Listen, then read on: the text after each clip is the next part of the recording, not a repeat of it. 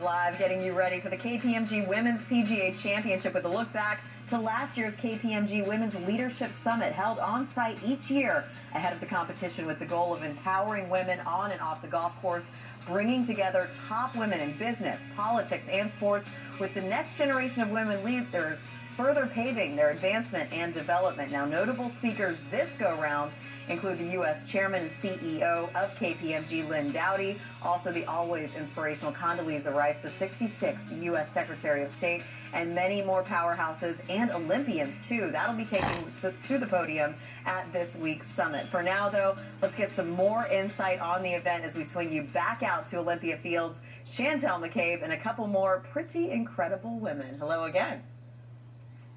LT, I wish you were out here with me at Olympia Fields. Two very special guests for the second major of the season, getting us set for the week. Susie Whaley, the next PGA of America president, and will be the first female president of the organization, and Allison Kurt, director of instruction at Wood Ranch Golf Club in California. She's in the field this week, her fourth appearance in this event. So these two ladies know plenty about the conditions and what the course setup is like this week here at Olympia Fields. So they're going to be talking a little bit about that. But let's first begin with the Women's Summit, and that's tomorrow. And we've got some big names. All of this is to inspire greatness. That's the hashtag that they use, and that really is going to be shown tomorrow. Who are the names that you're most looking forward to hearing from? Well, our keynote, Condoleezza Rice, of course, and then I'm excited. I'm a ski racer and grew up ski racing. I can't wait to hear Lindsey Vonn speak, so I'm super excited about that. And Allison, you're a part of it too. Who are you looking forward to? I echo the sentiments. I think Condoleezza Rice is going to be a fantastic speaker, the Olympians that are going to be there. I'm just excited for everyone who's going to be able to share and inspire in greatness.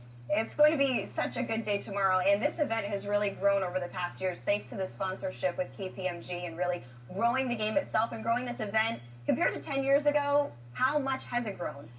Well, we're just excited to be a part of a fantastic partnership with the LPGA, the PGA of America, KPMG. We couldn't be at Olympia Fields without that. Our broadcast partners in the Golf Channel and NBC. So we're just thrilled. So it's grown because we are highlighting and showcasing the best female athletes in the world in the game of golf on network television. And that's something that will inspire greatness for all the junior golfers that are out there watching, for the young girls who want to do better, who want to be empowered, who want to believe that this is a sport for them. So we're just proud and privileged to be a part of it as PGA professionals.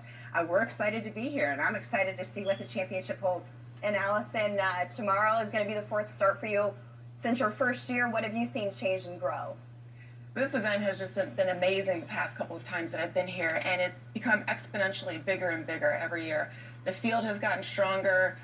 The golf courses have been championship and just really grown to elite levels. It's an extremely fun week for me, so I can't wait for Thursday to tee it up. All right, you guys are the experts. You need to get to work and get to practice. So I'm going to let you guys take it over from here. I know that you both are instructors and can give us some insight onto what conditions you're going to face at this championship course. So why don't you get into what shots we're going to be seeing come this week? Thank you so much. Well, a championship venue creates challenging shots. And really here, a premium on the iron play. But getting off the tee then is so important, so you have a shot coming into the greens. And Alice and I were talking a little bit about rough in a major championship, and we as instructors at home encounter this with our players and our members at our facilities, really wondering, how do I get out of the rough? What club am I supposed to use? Do I just wedge it out to the fairway, or is there a way I can get the ball to go a little farther? And especially for people with a little lower club head speed, we want to empower you to play better golf, even if you don't hit the straightest tee shot, right? So Allison's going to walk us through how to really look at your lie and determine what options you have from how the ball is seated in the rough. So we brought three of your clubs out here. We have what is this, your sand wedge? We have sand wedge, we have 8-iron, we have hybrid. And so as much as we all hope to be in the fairway all week long, we're going to encounter some rough lies. And when we're getting into the rough, it's really important to look at the height of the grass, how the ball is sitting in the grass, and then how much space is underneath the ball once it's sitting in the grass. And so a couple of strategies that I use when I walk up to my shot is I look at what's my contingency plan. If I can't get the face really on good, clean contact with the golf ball, what's going to be my next best option to get that golf ball into play? So in this first lie here, we have the golf ball that's sitting really, really low down in the grass. And so a lot of people will look at this and they might try to get it as far as they want out of the grass. But what I'm looking for is just to get it back into play. This is one of those shots where there's really a lot of surface area that I can't make contact with, so I'm going to choose a high lofted wedge. So I'm going to go with sand wedge and try to get underneath this. It's sometimes getting it back into play, avoiding the big number, right? Sometimes bogey is a great number on a hole, 1 over par, right? And getting it back into play isn't a bad option, right? So let's see how you do that.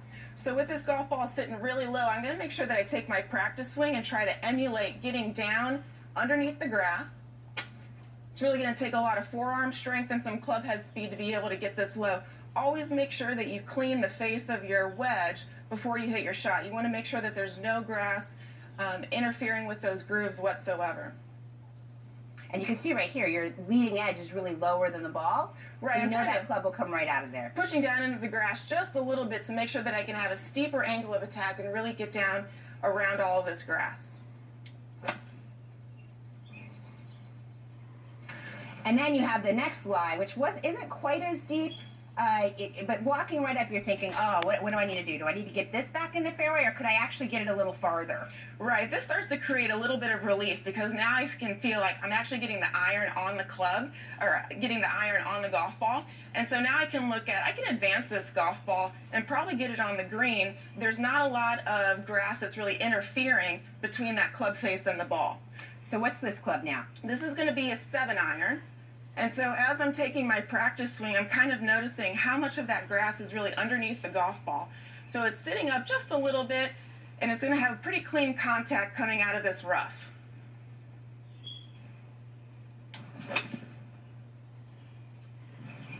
And then last but not least, again, in the rough, thinking to myself, okay, I guess I should just wedge it back to the fairway, but instead, you might be on a par 5, really need that distance. And here, how would you determine what to use there? This is one of those shots that I'm going to consider a gift. So if I miss the fairway and I'm in the rough, I'm very happy that it's sitting up. This is going to be one of those lies that can really bust out there, be pretty far, because we're going to call it a hot lie.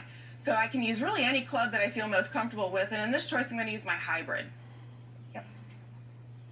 So again, taking that practice swing and really kind of feeling how much grass I'm going to be able to work with underneath the golf ball. This is sitting up pretty high, so I'm going to be able to make really clean contact on this.